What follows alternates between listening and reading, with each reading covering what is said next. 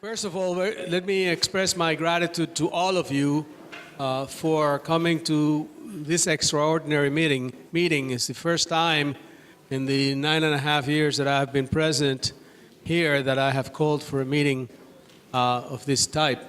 But the issue at hand is of great import, and I believe that it is extremely important that we are able to have a discussion about where we're going and how we're going to meet the challenge ahead of us. Basically, the meeting is going to be divided into a number of portions. Dr. Corradetti, who is in charge of the assessment at the college, and he's been fairly newly appointed to this, but now he's totally committed to the assessment process, will describe what our plans are. But there's a very important part of the description that you need to pay very close attention to. And I want to thank publicly a person, I'm not going to identify the person, but he knows who I'm talking about, for pointing out something yesterday at a meeting that I think is that is true. And that is that we have a disconnect between the administration of individual academic departments and the senior administration of the college. And we're all people of goodwill. I think the morale of this college is relatively high. I think that we trust one another, and I think we all want to do a good job. But the past structure of this college, the history of this college has evolved into a structure where the communication, if you will, the flow of communication between what happens at the department level and what happens at the college-wide level is really not quite there. And I think that that's what the Middle States saw. That Middle States team came in and they saw an engaged administration, they saw an engaged faculty, they saw a lot of good assessment being done, but there was no connection, there was no integration, and there was not a sustained effort. So having thought about this for quite a while, I realized that the problem is not that difficult. Structurally, it's not that difficult. What is going to be most difficult is to break down those channels of communication, if you will, or the form of communication, and create new forms of communication. That's what is going to be difficult. And I'll let Arthur talk and give you the timetable. We have also, just this morning, gotten a confirmation that John Erickson, who is a person, some of you may know of him, he used to be really Mr. Middle States. He was the executive vice president for the Middle States Association, and he's since retired, recently retired, and now he's consulting, and he's agreed to assist us in the preparation of the final document and to sort of guide us as we go along this process of having that conversation between us. So you will see a lot of structure today in this presentation. You will see that. But embedded in that structure, I want you to see that what we're trying to do through the task forces is to have that communication between the members of the faculty in the departments and the senior administration, and between the administrators in the administrative departments and the senior administration. I think it will work.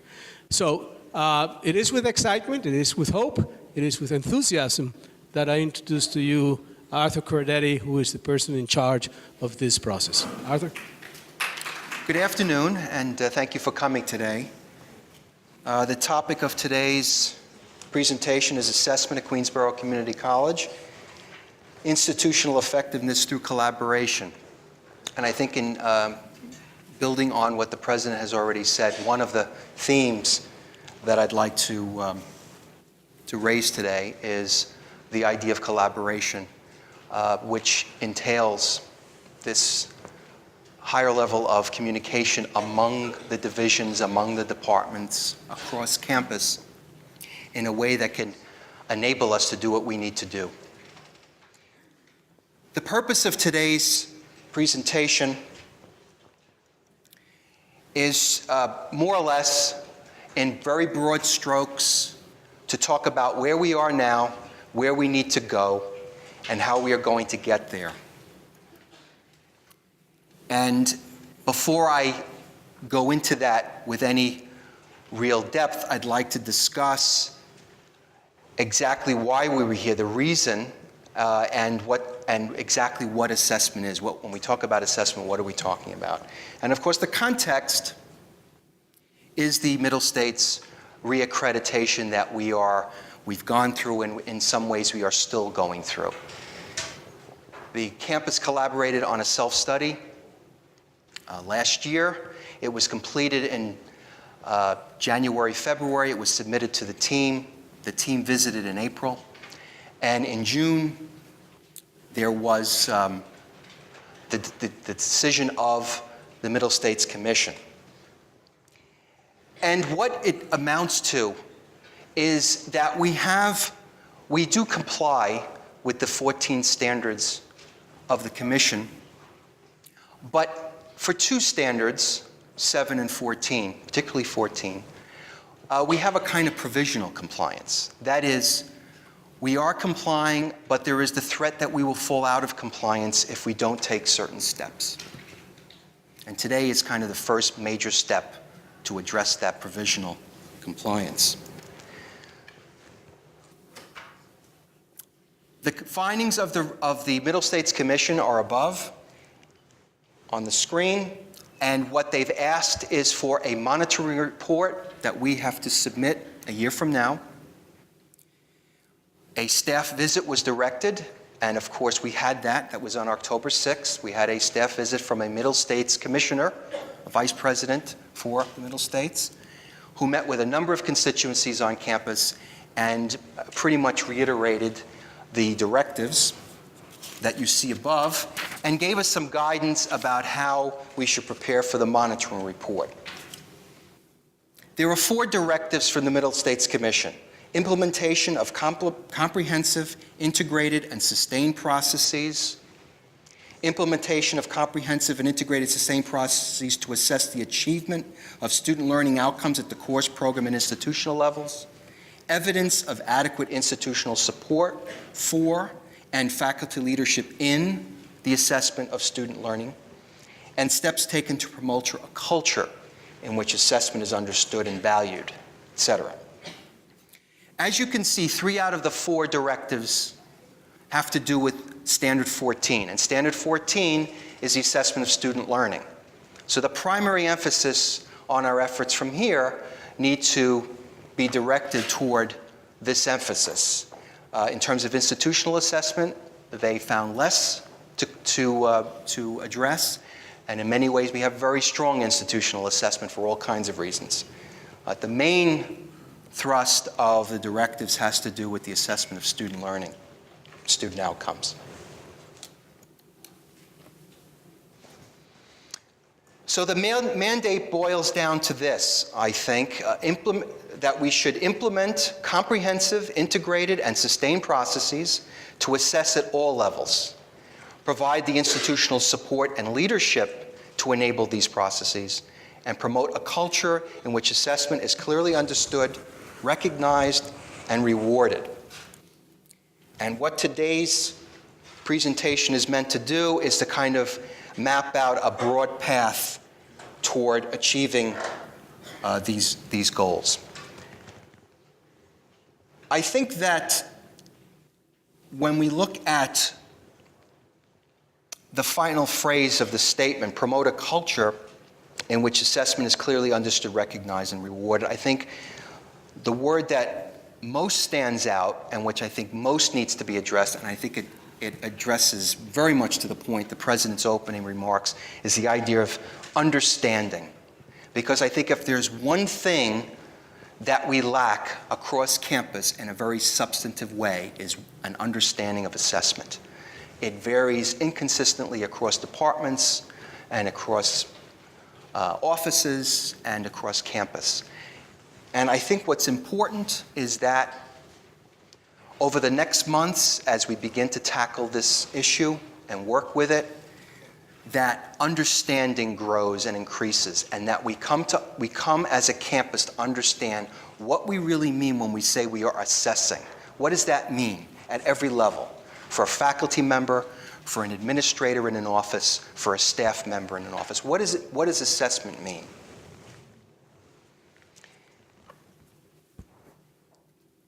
And I think that this idea about a culture of assessment is only going to be possible when we really have a culture of collaboration.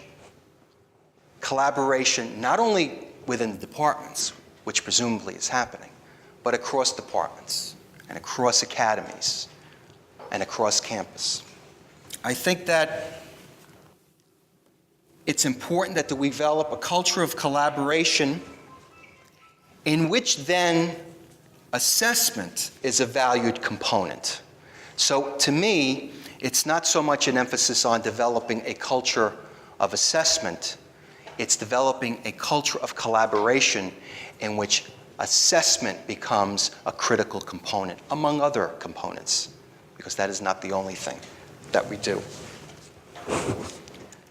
So what is assessment? How might we define it? Assessment is the ongoing process of establishing clearly articulated goals and measurable expected outcomes, systematically gathering, analyzing, and interpreting evidence from the outcomes to determine how well the outcomes have been achieved, and using the resulting information from evidence and discussion to promote continuous improvement and ensuring institutional effectiveness. And I would draw your attention to the third bullet in which I use the word discussion, because I think that it's not just about gathering evidence and looking at it, but it's the ensuing discussion that takes place in the departments, across academies, across the institution, that will really have the effect that we want. So, assessment is everyone's concern and is achieved most efficiently when it is a collaborative effort on the broadest possible front. What is an assessment? Which I think is just important as what is assessment. Assessment is not evaluation of faculty or administrators or staff members. It is not documentation used for annual reviews or for deciding on promotion or tenure.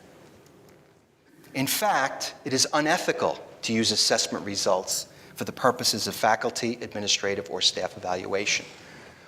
What we should all be held accountable for, however, is that assessment occurs, not what the results are. In fact, I think if we're to have this culture of collaboration that I talked about, in which assessment is a component, we need to feel as a campus community that we have the freedom to experiment. That somehow assessment and the results that we find and the discussions that we have become an engine for innovation and change. And if we are not willing to be innovative and to change and to adapt in higher education as a community college in the 21st century, then I don't know where change is occurring. So, given that broad context and a sense of what assessment is, where are we actually currently, the status? What is the current status of assessment efforts? And the fact of the matter is, as the President has said, and has been said in other contexts, assessment is occurring in many places and at many levels. First, there's course assessment. Course assessment has been going on for a number of years since the last Middle States visit. We had a campus-wide assessment committee which developed rubrics, which developed alignments among course objectives, curricular objectives, the gen ed objectives. A number of departments have been doing course assessment at varying levels. They have looked at first level courses and seen how what student learning is like. They've then looked at second level class courses to see the alignment between the two. Even gotten to the point of assessing electives So there is, in fact, a lot of assessment that's going on. On the other hand, there are areas and departments where less assessment is going on. And then in some areas, there's really no assessment or very, very little assessment that has been occurring. Program review, or the assessment of curricular curriculum. This year, we are completing one full cycle of program review. We started 10 years ago with the last Middle States visit. We had an extensive schedule. There was a hiatus during the course of the self-study, but we're now resuming, and there are 3 programs being reviewed this year. They're the last 3 of the cycle, and then we'll need to repeat that cycle for continuous program review. So this has been going on, and certainly consistently over the years. The departments, faculty in the departments have been working with the Office of Academic Affairs and have done a number of program reviews. There's an administrative report that follows. There's an action plan, and so forth. We also have outside accreditation. We have 3 different areas where there is outside accreditation. There's an accrediting body for the business programs. There's an accrediting body for the nursing program, and there is an accrediting body called TACAVABET, which is for all of our technology, or most of our technology programs. And so our departments and programs are being held accountable not only to Middle States at large, but also to very specific agencies in these particular areas. And they've had to do self-studies of their own, and they've had visits, and they've had to respond to reports and concerns. And there's certainly been a lot of assessment that has occurred as a result of those accreditations. We also have what's called a year-end report. I know, obviously, the department chairs very well know what the year-end reports are, but perhaps others of you do not. Every year, all the departments and even all of the offices, all of the administrative offices must complete a year-end report on what has occurred over the year and what are the objectives and priorities for the next year. And there's also an assessment component in that report. And as a result of the visit last year, the team report and visit, we've in fact expanded that section on assessment.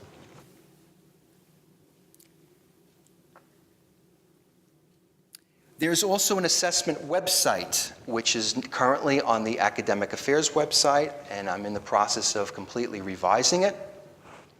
And as a part of that website, there will be an assessment database. There was a special committee last year that looked at the assessment database and decided that we really needed to do something to enhance it and modify it, because frankly, the assessment database, the way it existed, was merely an archive of course objectives and curricular objectives.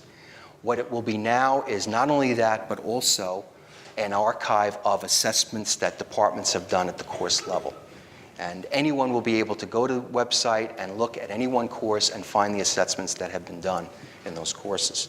So I think that's an important change. My goal is, by the end of the semester, to report to the Senate and actually demonstrate how this looks, so you can see and I can have feedback and make modifications accordingly. In relatively recent history, we've developed an all-funds budgeting process. I think this was largely as a result of the restructuring of finance and administration. We now have 2 associate deans in that area, and there's a much more robust model for strategic allocation of resources, and this certainly contributes to assessment efforts. And finally, there's a strategic plan completion report. At the end of the year, we look at all of the results, the outcomes, the data, and we put together a very comprehensive report on whether we've achieved our goals or are still in progress or have exceeded the goals, and this report is submitted to the university. So we are held accountable to the university in that respect, and frankly to our own strategic plan.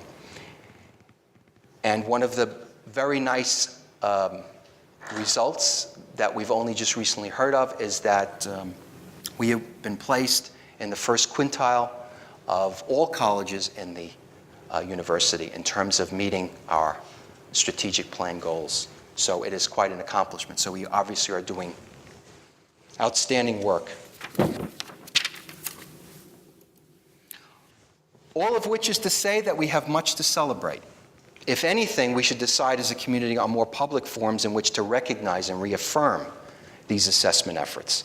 And my hope is that through the assessment office we can do this. So what in fact is the challenge? Where do we need to go from here?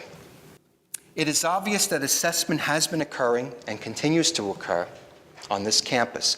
What is necessary, however, and this comes right out of the directives from the Middle States, is comprehensive, integrated, and sustained assessment, which I'll try to define in a minute or two. And the only way we can achieve this level of assessment effort is through clear goals and campus-wide collaboration. And when I say clear goals, what I mean is that we understand as a community what the goals are, which I don't think has been the case for the last 10 years. We need to understand as a community at all different levels exactly what we mean, what the goals are, what assessment we are going to do, what is expected of us, and who is expected to do it. And the only way we can do that is by collaborating. So, what exactly do we mean by comprehensive, integrated, and sustained? And the first thing is comprehensive. Assessment is comprehensive when it takes into account all levels and all branches of the institution. So we're looking at the instructional, we're looking at the administrative, we're looking at the institutional. We go from courses and curricular to operations, budget, and ultimately to mission and goals. It's the entire picture. But comprehensive does not mean that assessment is going on in every one of these areas all the time. And I think this is an important point to make because it's sometimes felt or perceived, and I think this is an issue of understanding, that somehow to be doing comprehensive, sustained assessment means that you're assessing everything all the time. And that would be so unwieldy, so unmanageable that we would suffocate and not possibly be able to carry it out. What it means, however, is that there is some rationale, timetable, and agreement about what kinds of assessments occur when. So, in fact, we have had that, though in some cases it's been rather inconsistent. We don't assess all courses every semester or even every year. Some courses don't get assessed for a number of years, and that's fine. The point is that the courses that the departments feel, for example, are the most critical are the ones that are assessed regularly. Electives might not need to be assessed for a number of years. We don't assess programs every year. As I said, we have a schedule, and that schedule actually takes 10 years to get through. So in fact, we're not assessing all programs all the time. As I said, the point is that in fact, we have a schedule, a timetable that is clear and understood by everyone involved, that has a clear rationale for when things take place and why, and that we all understand what our role is in that assessment. So what is integrated assessment? This might actually be the most difficult one to conceptualize. It is, in fact, very, very conceptual, and it needs both an attention to the detail, to the specific, and to the particular, and to the general. You need the full scope. And it is difficult. Assessment is integrated when there is a clear conceptual alignment among objectives at different but related levels of the institution. In other words, if you look at the course level, it should be clear what the connection is to the curricular level, that is the courses, the curriculum into which the courses feed, and then by extension, it should be clear how the curricular goals feed into the Gen Ed objectives that we have agreed as an institution are the goals that our students will have achieved, will have met, objectives that our students will have met by the time they graduate.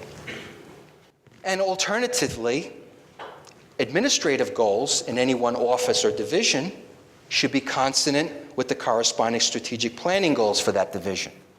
And those strategic planning goals should be consonant with the mission statement of the overall campus.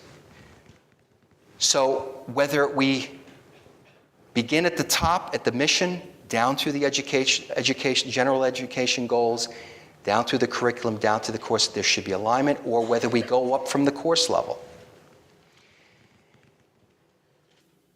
And I think that the real challenge here is that we don't normally think about this in our daily work, and it's understandable why.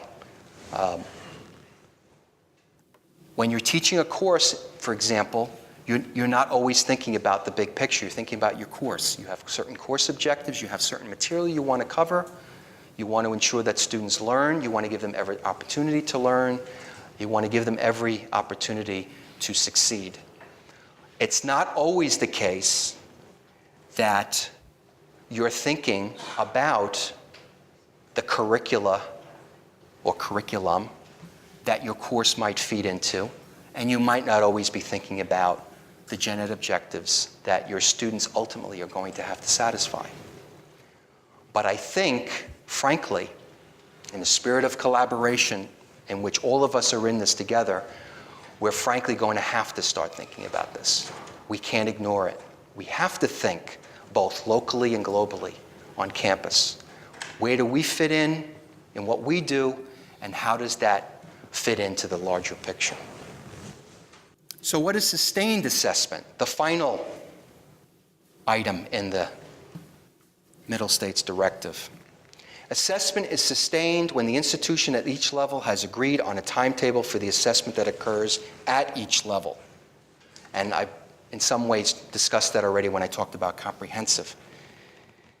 That there is agreement at different levels about what the assessment timetable is, why that schedule is in that order, what the priorities are, what needs to be assessed regularly, what other courses or items don't need to be assessed regularly, and that it is clear who is responsible for doing it and how it will be carried out.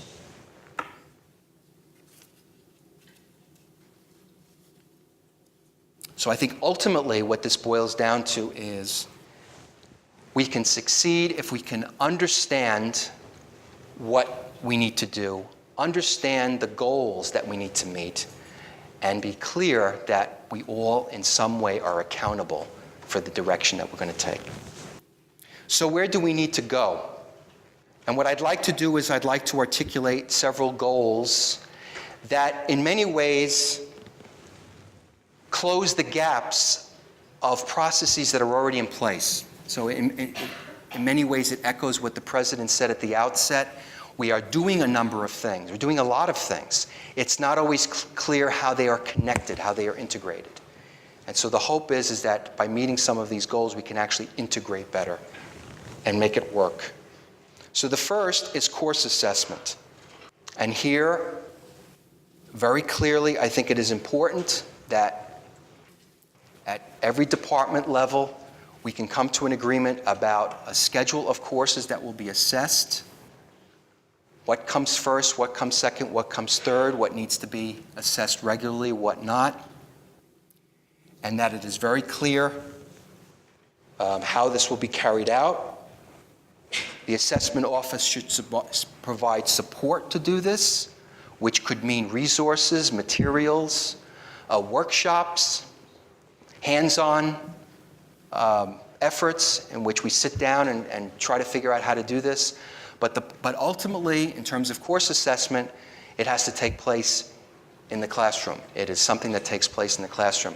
What the institution can provide to the Office of Assessment is the resources and the effort, the human resources to help carry it out. The year-end report, which I brought up earlier, I think that we have a very good vehicle here for closing the gap or closing the loop of assessment, and that is the assessment component on the year-end reports, which is newly expanded.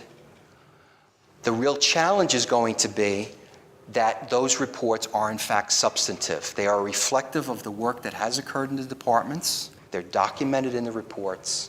And if there are actions that are to be taken, in the subsequent year-end report, it needs to be clear what happened. And that story needs to continue over time. And that's not been occurring, or at least it has not been occurring consistently across all departments. And it is one of the things that the Middle States team found when it was here on campus. So once again, the assessment office could be the resource and the support to review the reports with the departments, to ensure that in fact whatever you've done is documented, and to make sure that in fact if steps are going to be taken to improve student learning, that in the following report one can see very clearly what has happened in the interim, and that the story is told and continues to be told. And this isn't only about departments, academic departments. It is also administrative offices. All administrative offices also complete year-end reports and have an assessment section. And the goal there, we hope, is that we can, in fact, focus that part of the report so that offices can see very clearly how they fit into the overall strategic plan and the mission of the college. The assessment website and database. This semester, I'll be able to demonstrate a completely revamped assessment website, which I think will have a whole variety of resources that you can use. But more important, it will also include the assessment database, which I already mentioned before. And this, what is particularly significant in this arena is that it will now have the capability to post course assessment reports. So in fact, course assessments can be documented both on the website for everyone to see, but also in the year-end reports, which I've already mentioned. So it comes down once again, this recurring theme, which I think is very important, that collaboration is going to be necessary across campus. And of course, to me anyway, collaboration suggests or implies that a campus-wide ownership of this project. It is no one person's purview to do assessment. It is everyone's effort. So how are we going to do that? 2 task forces are going to be formed, a faculty assessment task force and an administrative assessment task force. The president mentioned this at the outset. The faculty assessment task force is going to be made up of representatives from the PMBs of every department on campus. A couple of departments have already been in touch with me to nominate a faculty member to serve. And this task force will be charged with serving as an advisory board to the assessment office for the development of assessment processes, promulgating the assessment processes to the respective departments, and helping to develop an assessment handbook for faculty with guidelines, timetable, and examples. So once again, this is will become a very important resource on the assessment website that faculty can use when they're doing their course assessment. There'll be materials on the website and the handbook that will provide the kinds of support, the kinds of examples that can help guide an assessment effort. Similarly, there's an administrative assessment task force which will be composed of representatives from the major administrative offices, and its charge is the same, only that it's a handbook for administrators. So once again, the assessment effort is campus-wide. It is everyone. And so we certainly felt that a handbook is beneficial both to faculty and staff. Third, the college is hiring a consultant, John Erickson, who is well known in Middle States world, and he will be on hand to advise us on our assessment processes and to provide guidance on the development of the monitoring report. And that reminds me in a way that ultimately what we're hopeful to do in the next year is to submit a monitoring report that will indicate, reflect clearly and comprehensively everything that we've put into place so that we ensure full reaccreditation. And it's going to be very instrumental, I think, that we have someone like John Erickson who can be on hand to give us guidance. We had some of that from Dr. Petrisco, who visited on October 6th, but this is a consultant who is going to be working with us for the next few months, next 6 months or so, I guess, to help give us the kind of guidance and expertise that we need in putting this report together.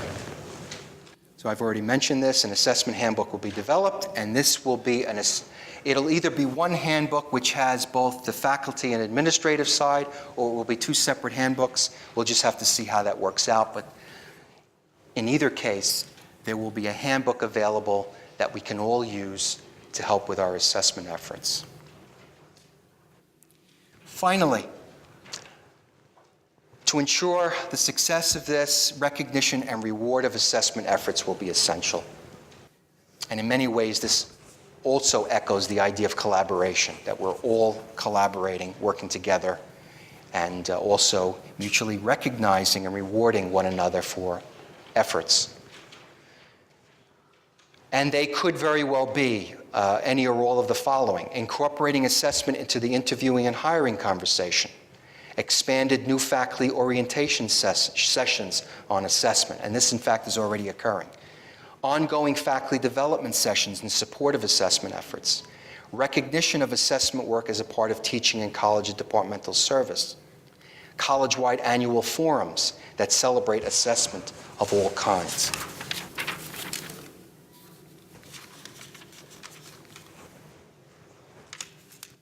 Ultimately, assessment becomes a part of the campus culture, not as an end in itself, which I think is just a fruitless effort, but as a means to an end. And that end is continuous improvement. Student learning is monitored and improved. Administrative processes are monitored and improved in efficiency. Institutionally, we monitor ourselves to see how well the mission and goals are achieved, and we make adjustments. A culture of assessment presumes a culture of collaboration, and there is ample precedence for such collaboration. We have the academies, we've had learning communities for a number of years, faculty development workshops, pedagogical research with all kinds of collaboration, the conference of the college, which brings us all together, the convocation of the college, which brings together in another venue. All of these things have been occurring. The challenge, I think, is to clarify and amplify this kind of collaboration. We talk about best practices. It's a familiar term in higher education and elsewhere, but may not even look to our colleagues in other departments for examples.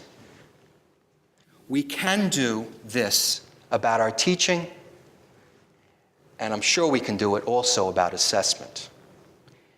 So if we can't collaborate here in an institution like this, a community college, as I said at the outset in the 21st century, if we can't collaborate here, then where can we collaborate? Thank you.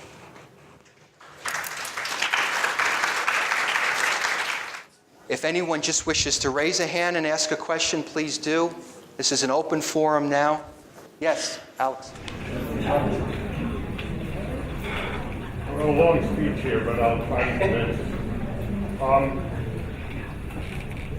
What I noticed when I first came here, and it's been reinforced in my 6 or 7 years here, is that we don't do a good job of enforcing the prerequisites.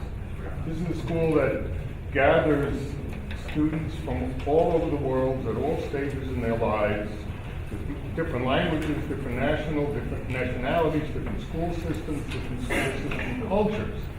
And then they enter our class and we expect them to all be ready at the same level. So what I would like to suggest is that we do a much better job of enforcing the prerequisites of our courses, and in particular, instituting entrance exams for many of our foundational courses. An entrance exam then becomes, as I wrote here, the first early warning should be the entrance exam. Before we even fill out the early warning cards, we can have an indication of whether the student belongs in the class or not. So that's something I submit we ought to consider. Okay. Thank you. Does anyone wish to respond to that? I think I've talked enough. Maybe someone else could chime in. I know that one of the issues with that the first thing that I would think of is that students who enter the university or are already barraged with a series of placement tests, and adding additional tests could be rather onerous. But the fact of the matter is that it would be helpful to know better how well they were prepared for a particular area before, rather than being plunged in and then feeling uncertain. I know Yeah. that. Oh, okay. Anne, Tulio? Yes. Any course prerequisites that are on our student system are checked before students register. So, they're overridden by department permission, but we did check them. Maybe you misunderstood the question. Could you clarify your question? That's not a question, it's an observation. I think it's broadly accepted in the physical sciences that the math preparation of most of our students is lacking. And they come into the course. I've given inquiry exams, if you wish, that don't have any binding nature to it, and the students are just not prepared. I think, without mentioning names, colleagues here have mentioned to me in their experience in other schools with more demanding academic environments where that's the case as well. And I think that we do a disservice, and that we do a disservice to the students to have us and spend this semester with them and just carry them along with their lack of preparation. Well, I think that it's not certainly not something we could settle in an open forum like this, but I think that this is exactly the kind of discussion that ought to be happening in an interdisciplinary fashion. Yes, Matt? Can you explain what you meant when you said that you're responsible for adopting the culture of assessment, but you're not really responsible for the outcomes of the assessment? That seems to be... What I think our charge is as a community is that we do assessment. But if assessment shows that in a number of, let's say you're assessing sociology, and you assess all of the sections of sociology, and the outcomes show that in certain areas students are not learning what the competencies that you would hope for them to learn, there's no sense in which that's any reflection on you as a faculty member. It's a reflection of what students may or may not be learning. And so what needs to happen is to figure out ways that learning can happen better. So what we want is that the assessment occurs, but we're not looking at the results to in some way judge what's happening in the classroom. Yes? Can we have a clarification on the tools for that? Perhaps it's a elementary question, but I think the tools is something that to me is sort of nebulous. I don't understand what kind of tools we're talking about. We're talking about testing the students as they exit. Are we talking about... There are various kinds of things. I mean, one way of doing it is something that the chemistry department does. There's a national test, nationally normed test, that the students take in the chemistry classes, all different levels, and those scores can be compared to national results to see whether we're below average, average, or above average. Another tried and true method of assessment is the use of rubrics, various kinds of rubrics. And there are different kinds. There are rubrics that are merely a scoring guide from unsatisfactory to satisfactory to excellent or something like that. And then there are descriptive rubrics that actually lay out what the student outcome looks like at every single level. So these are the kinds of practices that are being used out there in assessment all across the country. We've been developing our own on campus. Faculty have been developing rubrics.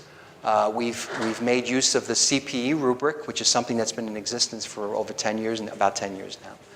And so there are various kinds of tools like that, whether they're rubrics or certain kinds of examinations that we can use to conduct assessments. And these kinds of tools will be made available for use by anyone who's doing assessment. I'm going to turn to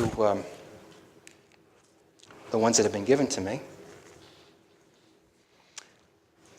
And I'm just going to read them as they are. The faculty cohorts and working groups for Gen Ed objective rubrics have been working hard and steadily all year. How can the good work that has been happening, will happen, interact, connect with task forces and course assessments?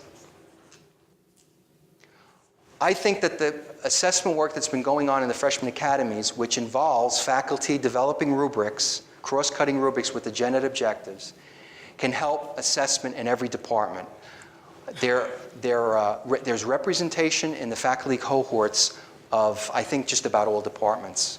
And those faculty who have been working on the rubrics in the academies for the assessment protocol can take that knowledge back to the faculty in the departments and say, if we're unclear about how to do assessment, here is a way to get us started. We adapt the rubrics to our courses and our own course objectives, and we use them. And we can do course assessment at the department level. So in fact, I think the work that is already occurring, has been occurring for months now, with the freshman academies and the academy assessment protocol and the rubric work that has been going on, can actually help departments and faculty who up to this point are not really clear about how they might do assessment, but could use this as a model for doing their own assessment. Are you imagining cross-departmental rubrics, or are instructors developing their own? Or is every rubric going to be subject to task force review? Definitely not. I think that one could use a rubric. You can always use a rubric in your own classroom. I mean, that can just be a part of your teaching. There are rubrics that assess, that do formative assessment and that do summative assessment. You can do that. What we're talking about in terms of course assessment in the presentation is course assessment in which a faculty in a department step back and look at the students in all of the sections of that course and look at the competencies of that course in terms of course objectives, curricular objectives, and Gen Ed objectives.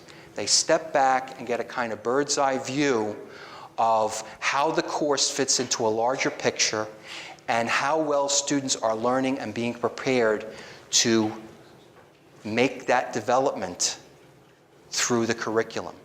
What exactly is going on in the course when you step back and look at it at that kind of global level? So it's not just the course objectives, it's with a view toward the curricular and the Gen Ed objectives.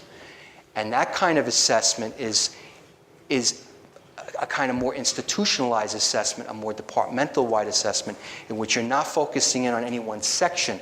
It's a course assessment, which means it's multiple sections, multiple faculty. It's not about individual classes. It's about all of the students in a particular course and how well are they learning in that course and what evidence you have to show that. And if for whatever reason there are certain competencies that they don't seem to be getting, what can you do to adjust to try to elicit better learning from those students? Was there a hand up? No? Oh, I thought you had your hand up. Because you mentioned that each instructor or professor can use his own rubric, and that would be also misleading because we still have to assess at the course level. So that rubric needs to be connected to the general rubric of the course. Otherwise, we would have like 20 different rubrics, and we have. It would be. Yes, I agree. Yes, Joe. On the idea of creating a culture of assessment, the question is given that in many departments, including my own, the majority of the faculty are part-time, and the majority of courses in many disciplines, including many of my department, are taught by part-time people, how realistic is it to expect that we can create a coherent and sustainable culture that emphasizes assessment when we have a largely marginalized, often very temporary workforce that's teaching such a large number of our courses? Well, it's a challenge that I couldn't answer comprehensively, but I would say that what is important, and then I'll let the president respond. I think it's important that we make opportunity, ample opportunity for them to participate. And one of the ways that we're doing that is through the new adjunct orientations, in which we're making it clear right from the outset that on this campus there are certain important things that are going on, and it's in your interest to get involved with them and to become a part. Now, whether that in fact happens is going to be difficult to say, because as you said, rightly so, their level of engagement may vary widely. They may be here, but they may be teaching two or three other places. And so it will be a challenge. But I think that as long as we embrace and try to include and provide opportunity, and at least make it clear at different levels that in fact this is what's going on and these are the priorities, I think we've done all we can in that respect. President Martin. The reason I was jumping is because this really gets into governance and involves faculty. And I really believe that if you step back as a department, you have proposed to, in that proposal you have very clearly defined objectives. You have presented that proposal to the curriculum committee, and the curriculum committee has accepted or modified it, and then it was presented to the faculty at large. And the faculty of this college, frankly, that is the full-time faculty, some adjunct has decided that these are the objectives of the course. So, while you preserve the right of an individual adjunct faculty member to come in and teach in whatever way they want, so it's really the essence of academic freedom, they have to understand that the expectations of the faculty of the department and the faculty of the college are that certain student-learning outcomes are achieved. And that's what has to be communicated. The orientation, the workshops, rubrics, tools, whatever the department decides that we want to use, should be used. But it really, I see it as a challenge, but I see it as an opportunity as well, because we have a great adjunct faculty, you know that, and we have people who come in and really do a fantastic job. But you know, I have taught as an adjunct in places, and I was handed a syllabus of community course, and then I didn't see anybody else for the rest of the semester. Nobody gave me any guidance. And you know, at the end of the semester, maybe it wasn't me hired, because I didn't meet the objectives of the what happened. But that is unfair. The clarification of the goals and objectives of each course has to be owned by the faculty, the department, therefore the faculty. No, I understand. I was thinking more in terms of the pragmatics of doing course and program assessment. As we've done in my department, and I speak for social sciences, we have only included full-time faculty, and frankly, it's not always easy to get buy-in from the full-time faculty, and the adjuncts who are, again, some of them have been here for many years and do a great job, and some of them are marginalized, and they don't have time or interest in how does one sell this product to the adjuncts and say, you know, this is important for you too, and to get them to do it, and you know, I think that if the course assessments were to make any real sense, we would have to have at least a majority of sections of a particular course assessed in a consistent fashion. But that, I think, is unrealistic to expect. But I think that, and I know I'm in trouble here, but what we have to realize is that assessment is an expectation of teaching. So we need to make it very clear to the adjunct faculty member, full-time faculty member, that whereas we're not going to penalize the faculty member for what happens through the assessment process, what is found. We're certainly going to look at the way in which the faculty member, full-time, part-time, is doing assessment. So assessment becomes an expectation of the job. That's Not another leg on the back. it's part of the leg. It's sort of a branch of the leg. Could I add another leg? Sure. You said everyone has part of their necessary. That should also include the students. And so my question is, how is the role of the student population itself defined as proposed assessment? That's something I think we need to address. Well, I think that any real assessment, certainly for argument, let's look at an example of using a rubric. If you're assessing students using a rubric, let's say for their writing, so it's a rubric that lays out what are the various competencies of writing an essay, and there are different levels. I think that in that process, it's important that the student has that rubric up front and understands clearly what the expectations are and what it looks like to score well in each competency.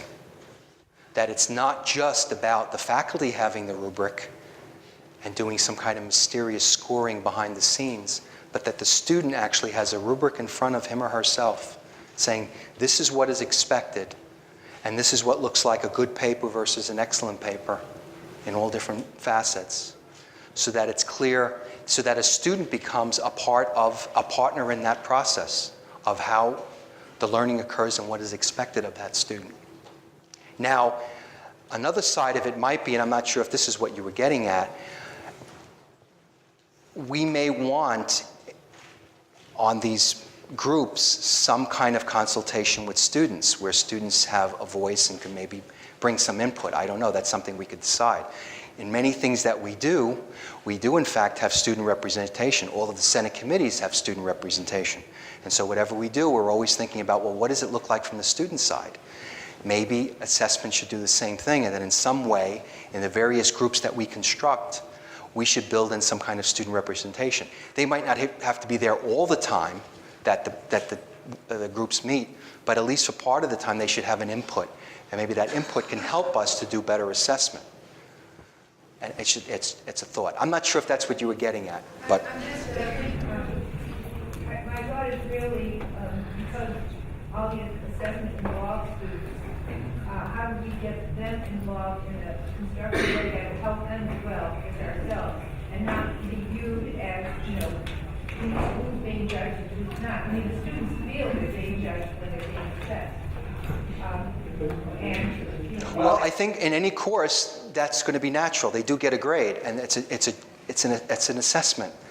But I think it would be a lot helpful to students if they understood exactly what that meant, and that if they had a product that they were generating for that course, and something very clearly was given to them that laid out exactly descriptively what was looked for in each case, how you broke down the tasks. I think that that's empowering, because then it's now a common understanding between faculty and student. This is what I'm looking for. These are the expectations, and if you don't meet them, you will probably be able to recognize that yourself as a student. It's not a mystery. It's clearer to the students themselves. So I guess at least this will short introduction show that we really need to find a way to include students in a constructive, helpful way to us as their instructors and their guides, and for them to understand what they need to do to be successful. Yes, That's what I'm trying to do. I would agree. First, Georgia, and then... I actually have a comment on that. I think one of the possible uses of the rubrics and a way to incorporate student involvement in assessment is for them to use the rubric for self-assessment and peer assessment. And I know that we practice that in some of our courses, so that the students have to show that they understand the rubric by using it appropriately when writing about their own work or somebody else's. Thank you. And I just wanted some of the issues that in nursing, how we address the adjunct issue, because we do deal with a lot of adjuncts also. And part of it, when we have to do this ongoing assessment, we have now moved our assessments on Blackboard, and it's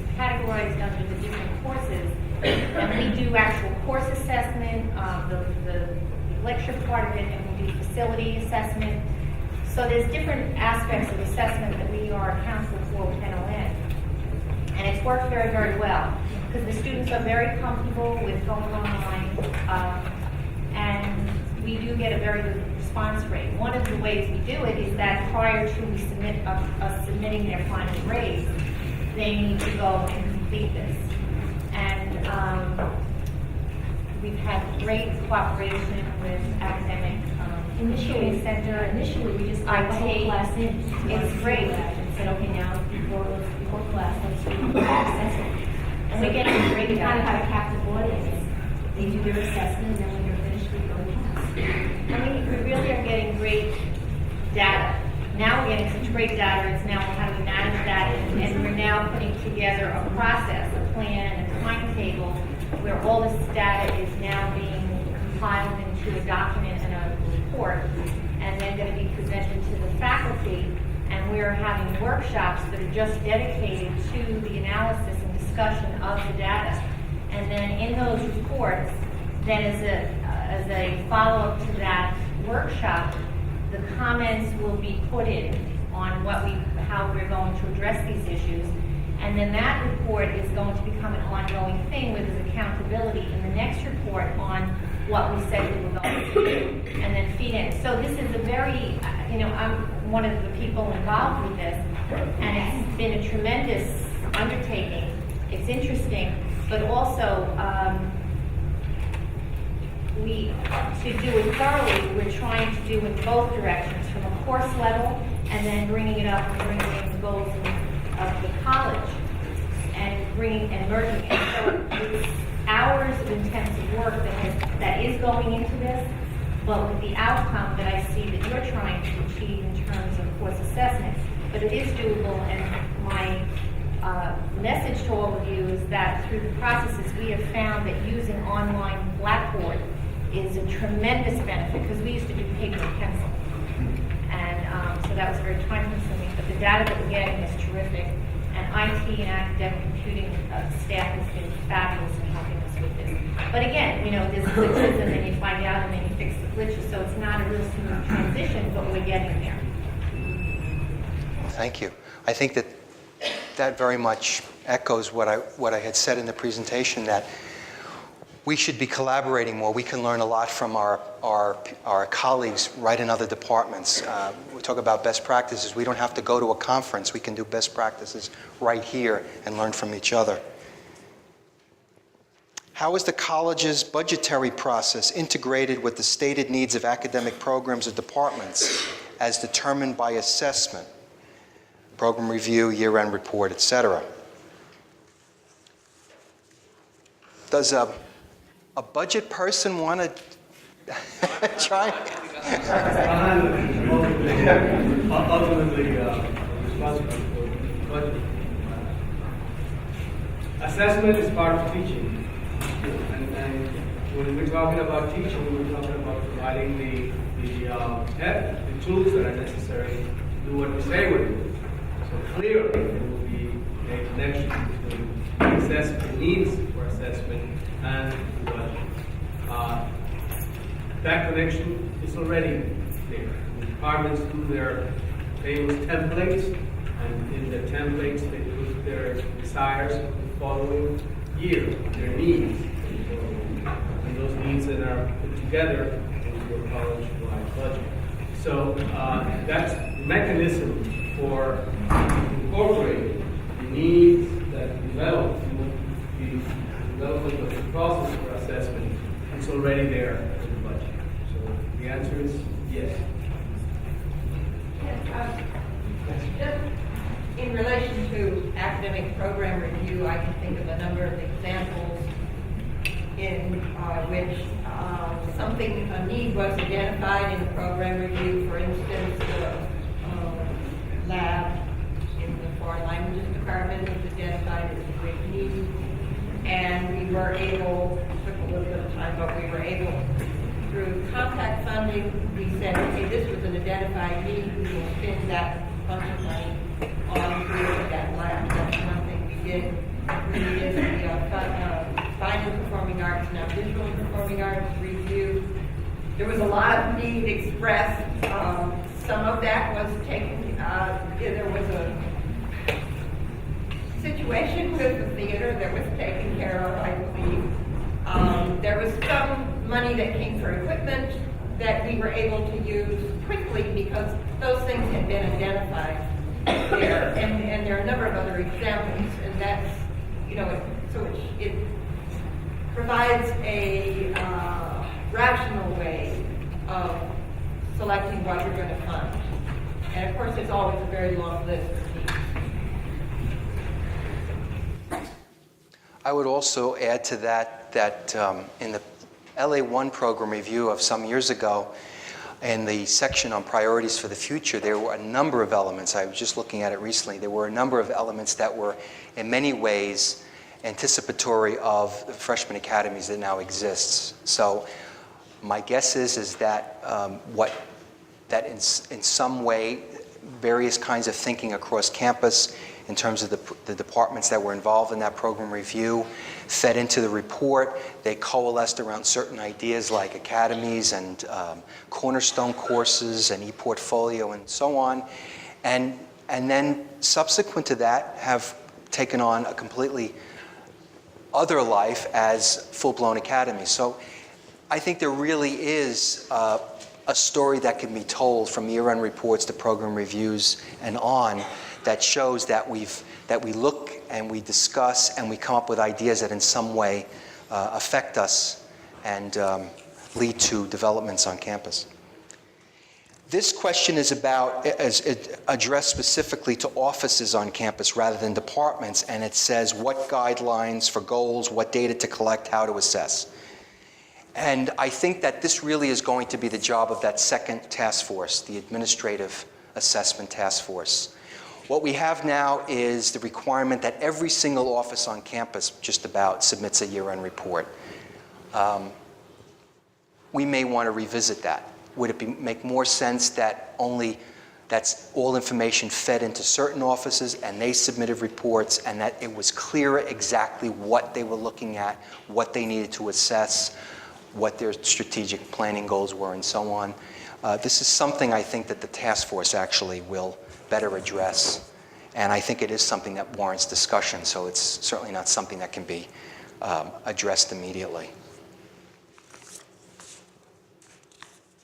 This is the last card I have. Assessment that does not consist of double-blind methodologies is generally accepted as meaningless. Why should we do our own assessment?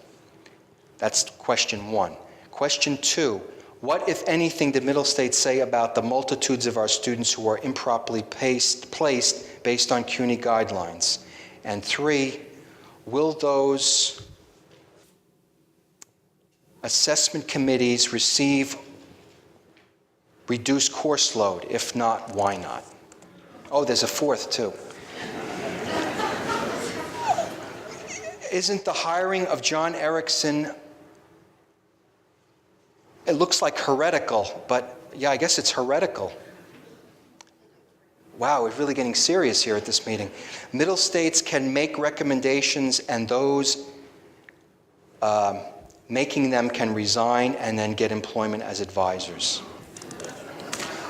All right, well, I'll try to handle these, and please jump in. I'm not sure what double-blind methodologies mean. I think we can do our own. It is not necessary to conduct a double-blind study for a study to be legitimate. As simple as that. I don't know where the basis of the statement comes from. It's as simple as that. Double-blind study, the experimenter and the person who administers the study are both not knowledgeable of control group versus experimental group. That's a high level of control in a study, but not necessary. There are thousands of published studies, legitimate peer-reviewed journals that are not double-blind. It's not necessary. And the second was, what, if anything, did Middle State say about the multitudes of our students who are improperly placed based on CUNY guidelines? And I don't think that came up in the team report at all in any way. Yes? Yeah, I'm concerned about the impact on assessment on personnel decisions. And I'm wondering how many junior faculty are concerned about that, and how can we assure them that that's not going to be a factor, or will it be? Well, as I said, I think that this is a matter of understanding exactly what the expectations are. And if we're going to move into a direction in which the culture of collaboration that I talked about, in which assessment is a component, is going to happen, then like other services, activities that faculty do on campus, assessment will be one of them. Now, as I said before, and perhaps I wasn't clear, I think what's important to remember is that what we all are enjoined to do is assessment, but we are not in any way held accountable for what the results of those assessments are. It's no reflection on teaching. We're looking at student learning. The focus is on student learning. And that we are doing assessment is important. Not that if the students are not learning, that somehow that affects whether in fact we receive tenure or get promotion.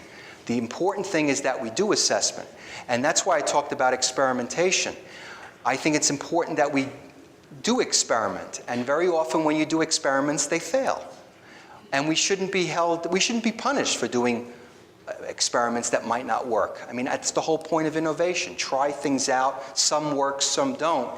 And it's important that we do try them, but not to punish if in fact they don't work. So I don't see that there's a conflict there. I mean, there could be, but the way we're talking about it, I don't see it as a conflict. I don't see how we can separate teaching and learning. I mean, if students are not learning, then maybe one of the factors may be that it's not effective teaching. And there's certainly, that's a connection that P&Bs may make. I mean, we observe teachers to determine whether they're effective, and this would be another measure of effectiveness. And I think it's naive of us to think that that won't be a factor in some cases. But the kind of assessment that I'm talking about is not section specific. It's course assessment, which means it's multiple sections, multiple instructors. So if students are not learning, it's not a matter of placing blame, it's a matter of what do we do to help them learn better? That's the question, not whose fault it is. And that's how course assessment needs to be. It's not about the section and the instructor, it's about the course and the students. And the only thing I would add to that is I think we need to make sure that that is clearly understood and repeated again and again, because it needs to be clear that that's in fact what the focus is, not assessment of faculty and teaching. Yes. But also to that comes, I think, when you're asking what you want to assess, the questions have to be carefully worded to get what it is that you need to get. And because it is a very slippery slope, and I think part of this assessment committee could be looking at the tools that are being used in terms of testing, so that we are not intentionally, but it could wind up to be faculty assessment versus assessment of student learning. And so that's something that needs to be carefully, these instruments need to be carefully designed with that in mind. Well, I think in that respect, the task force can be, as you say, could be instrumental, because that is kind of an advisory group that could monitor and oversee the processes that are being developed to ensure that that in fact does not happen. Can I just speak to that, because that is, extremely important at this point, that this is not assessing faculty. Now, if I'm teaching, in a department and we decide to try something out, let's say, in one class we tried one thing, and another class, some of the other classes we tried something else. These are different pedagogical methods. So if one group does much better using one particular pedagogical method, then you might say, okay, well, let's use this pedagogical method. Obviously, how we're teaching has an effect on how the students are learning. But the design of the assessment needs to come out of discussion among members of the department to find out what are the meaningful questions we want to know. You know, what are the most important things we care about that the students get in this class? And how can we really show that in a fairly simple way? And how can we collect enough information from enough of the sections that we can tell if this course is functioning in that way?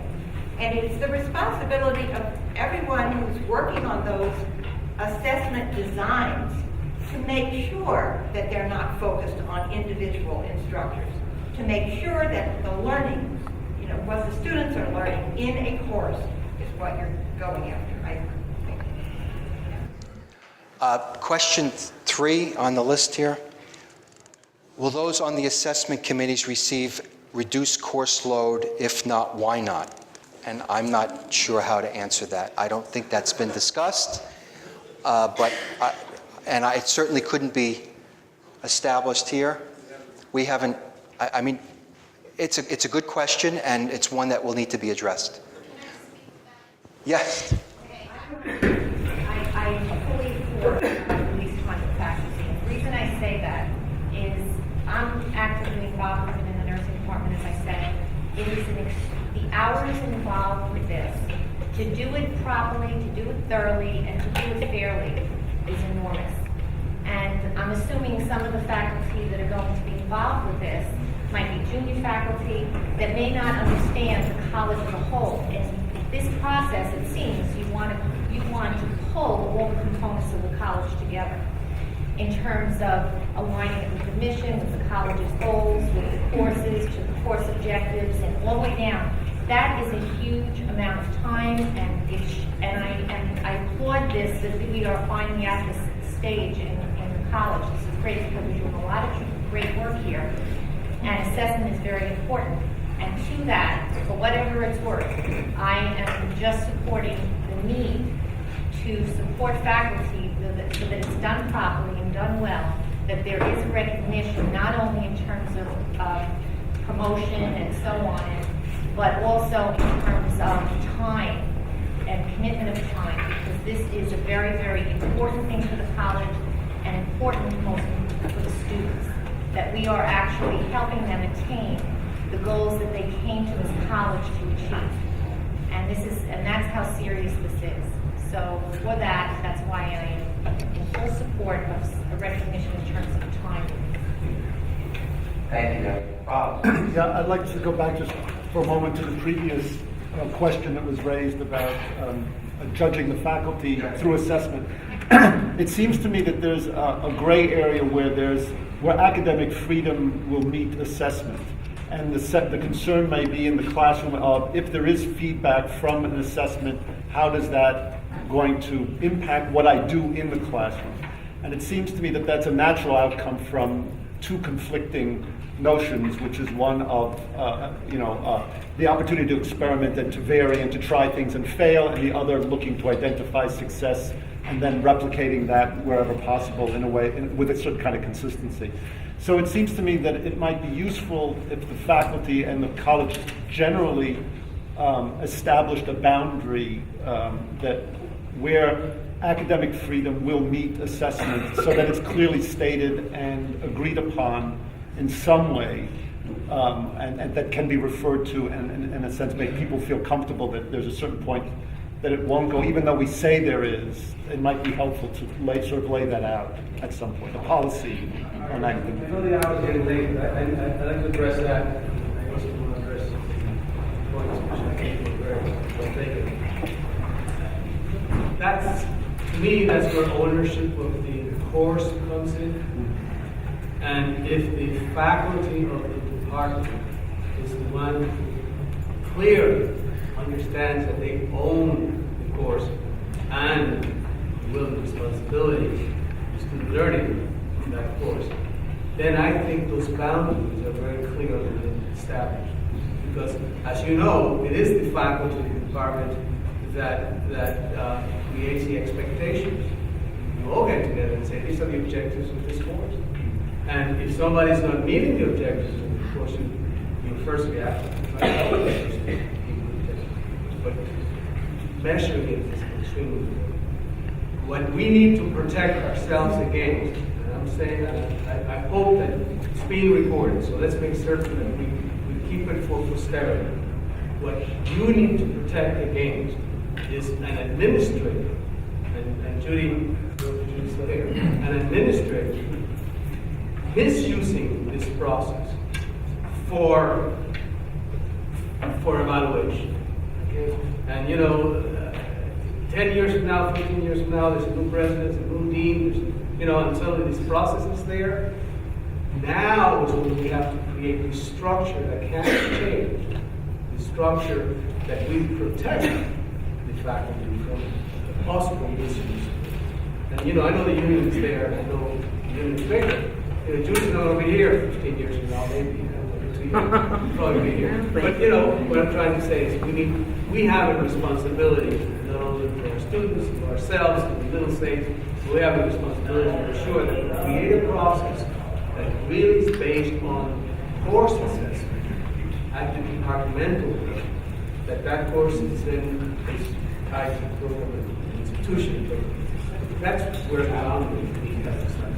Going to you, I think that it's premature for us to say, we need to do this or that. I think that as the task force begins to develop, remember, the way I'm seeing the task force, I think it can change, it could be something else, develop into something else. But I'm seeing the task force has two functions. One is to serve as an advisory board to ARI. Are you going in the right direction or you're not going in the right direction? It's not to develop the process, it's to help ARI develop it. The second thing is to promulgate precisely what I'm just talking about. Going back to the department, and that's why it's a person from each department, going back to the department and saying, this is what we're doing, people, and you have to do it. Now, we all know that there are people in the departments that are interested in assessment. And it may turn out that the person who's a member of the task force is not the person who requires the release time, or maybe somebody in the department that decides to do the course assessment in the department. I don't know where that's going to lead, but I think that we need to stay open and see where we're going. And finally, since I have the floor, remember, and you're all going to be surprised about this, but we have a timetable, yes. Those of you who know me, it's like tomorrow, let's get it done. And I'm always confused, I'm a little impatient. But we have until October 1 of 2010 to really define the process. We don't have to do it all by October 1 of 2010.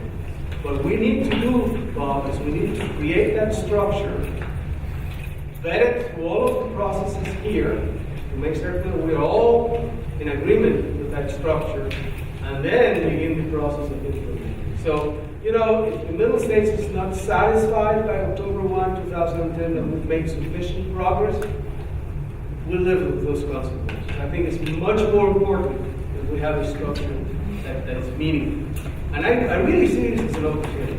This is a fantastic institution, you all know that. But it's an institution that needs this kind of collaboration. That's why I asked you to be here today, because it's really not something that we can normally do through the normal channels. It's something that we need to say, we're going to put it together. And Ari has taken on this job. It's a big job. I hope that we can all help him do this job. And it's not just Ari, it's all of us doing the job. But Ari is obviously the point person, the person who has to coordinate it all. And I thank you for taking on the responsibility. And I thank you all for being here. Let's take it as an opportunity. This is we are on a good path.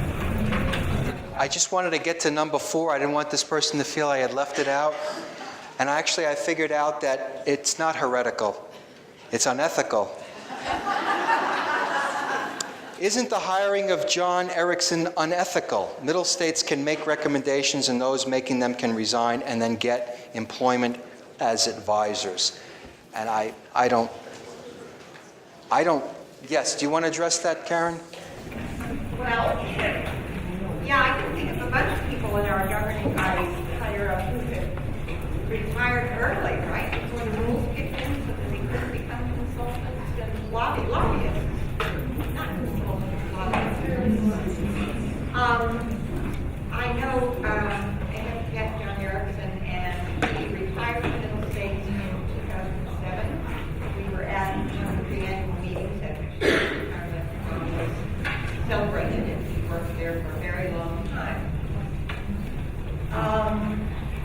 Frankly, I don't think it's unethical because he was not part of the body that made the decision about our college.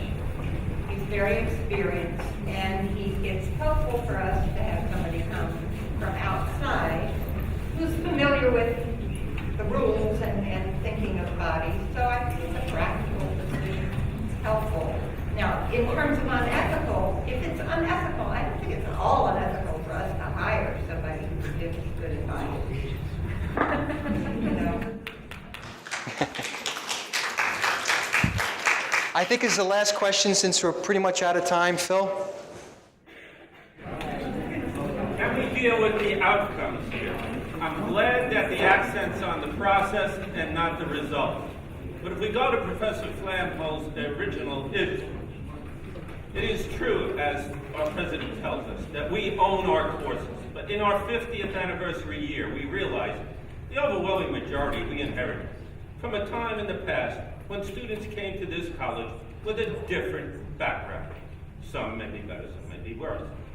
What if our process of assessment shows us, given the current structures and resources we have, it is not reasonable to expect people with a certain degree of underpreparedness to succeed in the courses, that either we have to increase the contact time with them per week, and that's unaffordable, or increase the prerequisites to the point where they can't enter, or it retards retention and graduation.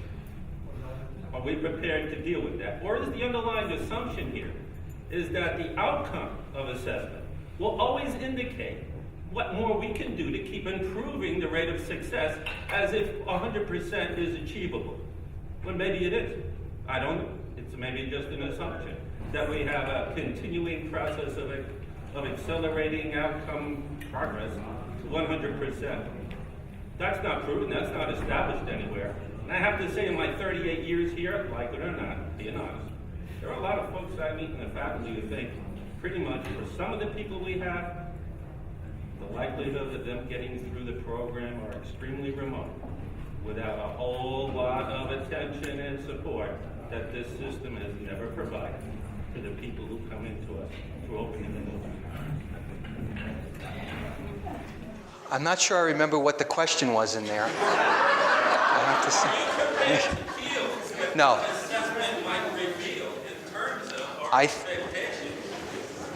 Well, I can only go back to what the president said before, and I would echo it. I think that, and I think Debbie said it in a number of different ways.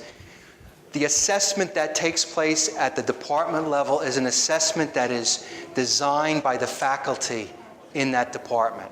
And therefore, presumably, I think they should work carefully to figure out the kinds of questions that they want to answer. What, in fact, the outcomes turn out to be may lead us in all different kinds of directions. It may, in fact, point up some real deficiencies that we just need to deal with. But I think that to forestall assessment because we're afraid of what we might find, well, then let's be prepared. Thank you very much.